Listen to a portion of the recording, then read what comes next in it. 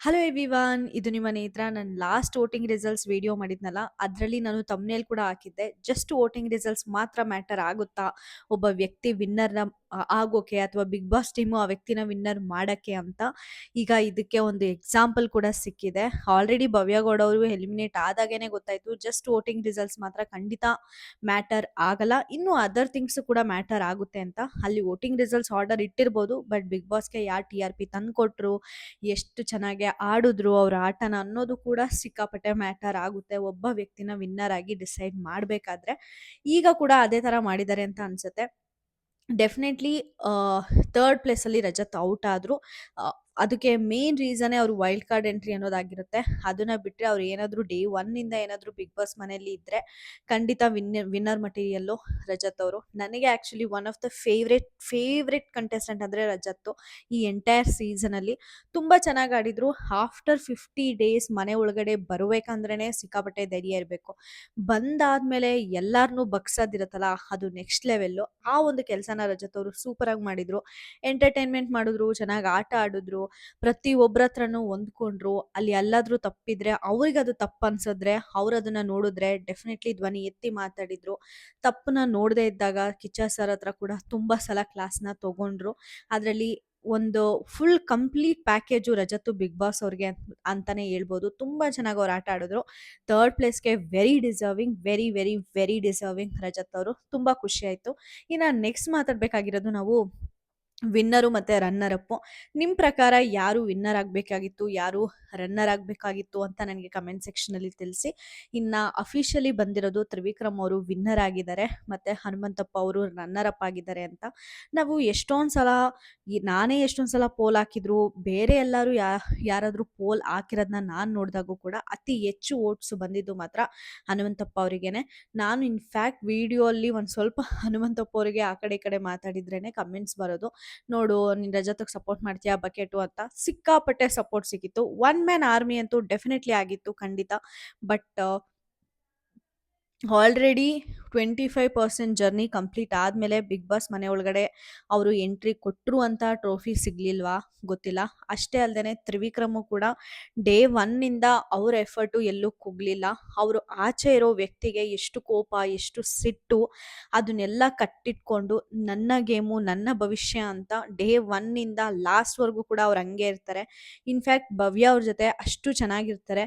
ಇನ್ನು ಎಲ್ಲಿ ಹುಡುಗಿನ ನಾನು ಯೂಸ್ ಮಾಡಿಕೊಂಡೆ ಗೇಮ್ಗೋಸ್ಕರ ಅಂತ ಆಚೆ ಅಂದ್ಕೊಳ್ತಾರೇನೋ ಅಂತ ಒಂದು ಶೋ ಅಂತಲೂ ನೋಡ್ತೇನೆ. ಒಂದು ರಿಯಲ್ ಫೀಲಿಂಗ್ಸ್ನ ಈ ಒಂದು ವೇದಿಕೆಯಲ್ಲಿ ಭವ್ಯಾಗೆ ಶೇರ್ ಮಾಡ್ಕೊಳ್ತಾರೆ.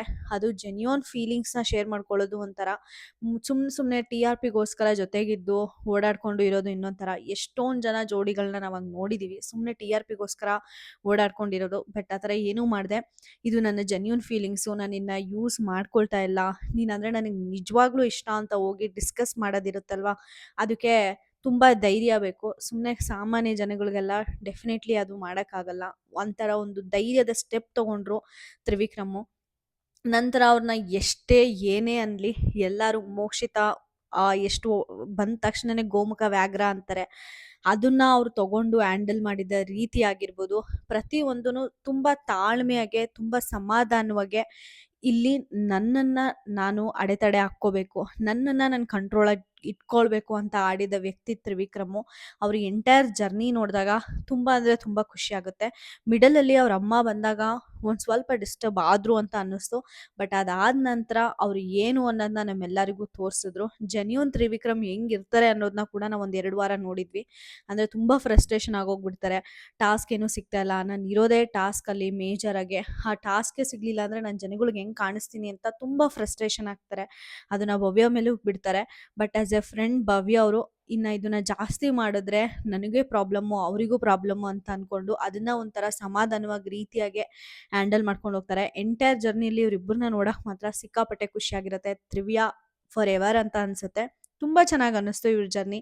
ಇನ್ನು ಹನುಮಂತಪ್ಪ ಅವ್ರ ಜರ್ನಿ ಮಾತಾಡೋಕೆ ಹೋದರೆ ತ್ರಿವಿಕ್ರಮ್ ಅವರಿಗಿಂತೂ ಕಡಿಮೆ ಖಂಡಿತ ಇರಲಿಲ್ಲ.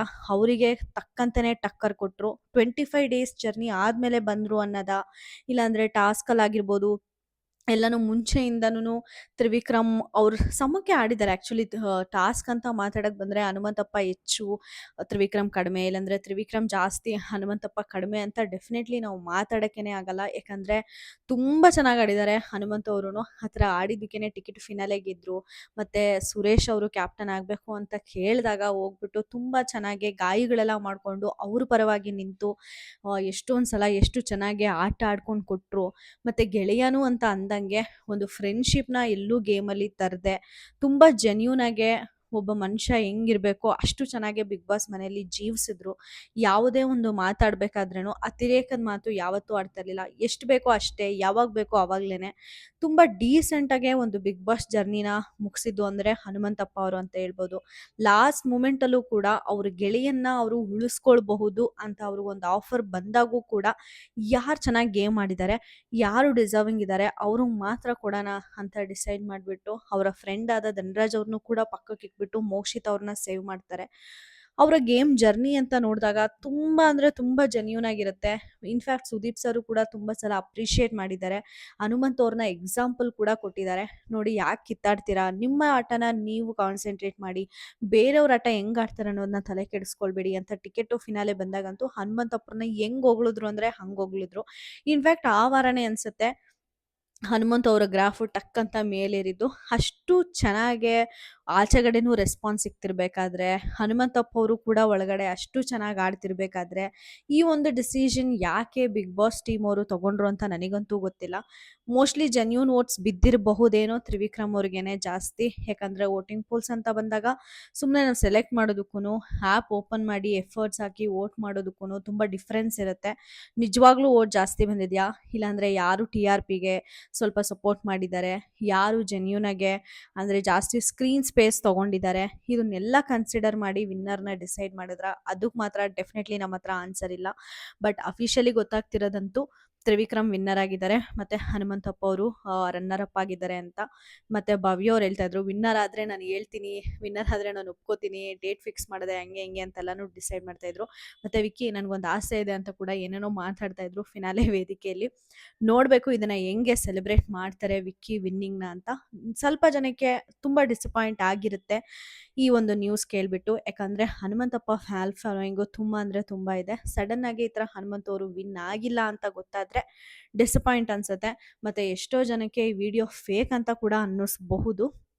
ಬಟ್ ಇನ್ಫಾರ್ಮೇಷನ್ ಬಂದಾದಮೇಲೆ ನಾನು ಈ ವಿಡಿಯೋ ಮಾಡ್ತಾ ಇರೋದು. In fact Kannada entertainment some channel ಇದೆ, ಅದರಲ್ಲೂ ಕೂಡ ಹಾಕಿದ್ದಾರೆ ಅವರು. ಡೈರೆಕ್ಟಾಗಿ ತಮ್ಮನೇಲೇ ಹಾಕಿದ್ದಾರೆ. ಯೂಶ್ವಲಿ ಅವ್ರು ಹಂಗೆ ಹಾಕಲ್ಲ, ಟ್ವಿಸ್ಟ್ ಆ್ಯಂಡ್ ಟರ್ನ್ಸ್ ಕೊಟ್ಟು ಲಾಸ್ಟಲ್ಲಿ ಹೇಳ್ತಾರೆ. ಬಟ್ ಹೌಸ್ ಚಾನಲ್ ನೋಡಿದಾಗೂ ಕೂಡ ಅಷ್ಟೇ, ಅವರು ಕೂಡ ಅಪ್ಡೇಟ್ ಮಾಡಿದ್ದಾರೆ ತ್ರಿವಿಕ್ರಮ್ ವಿನ್ನರು ಅಂತ. ನನಗೂ ಎಲ್ಲೋ ಒಂದು ಕಡೆ ಅನ್ನಿಸ್ತಾ ಇತ್ತು. ಯಾಕಂದರೆ ಯಾವಾಗ ಅವ್ರಿಗೆ ಬಂದು ಬಾಯ್ಸ್ ಆ್ಯಂಡ್ ಗರ್ಲ್ಸಲ್ಲಿ ಹನುಮಂತಪ್ಪನ ಸೆಲೆಕ್ಟ್ ಮಾಡಿದ್ರು ಆವಾಗಲೇ ಡೌಟ್ ಹೊಡಿತು. ಡೆಫಿನೆಟ್ಲಿ ಹನುಮಂತಪ್ಪ ಗೆಲ್ಲೋದು ಡೌಟೇ. ಏನೋ ಒಂದು ಸ್ಕೀಮ್ ಅಂತೂ ಕಲರ್ಸ್ ಕನ್ನಡ ಹಾಕಿದ್ದಾರೆ ಅಂತ, ಅದು ನಿಜ ಆಯಿತು. ತ್ರಿವಿಕ್ರಮು ಕೂಡ ಡಿಸರ್ವಿಂಗೆ, ನಾನ್ ಡಿಸರ್ವಿಂಗ್ ಅಂತೂ ಅಲ್ಲ. ನನಗೆ ಸಿಕ್ಕಾಪಟ್ಟೆ ಖುಷಿ ಇದೆ. ನಿಮ್ಗೆ ಹೆಂಗೆ ಅನ್ನಿಸ್ತು ತ್ರಿವಿಕ್ರಮ ಅವರು ವಿನ್ನರ್ ಆಗಿದ್ದು ಅಂತ ನನಗೆ ಕಮೆಂಟ್ ಸೆಕ್ಷನಲ್ಲಿ ತಿಳಿಸಿ. ಈ ವಿಡಿಯೋ ಇಷ್ಟ ಆದರೆ ದಯವಿಟ್ಟು ಲೈಕ್, ಶೇರ್ ಆ್ಯಂಡ್ ಸಬ್ಸ್ಕ್ರೈಬ್ ಅಂತ ಹೇಳ್ತಾ ನಾನು ಈ ವಿಡಿಯೋನ ಮುಗಿಸ್ತಾ ಇದ್ದೀನಿ. Thank you so much.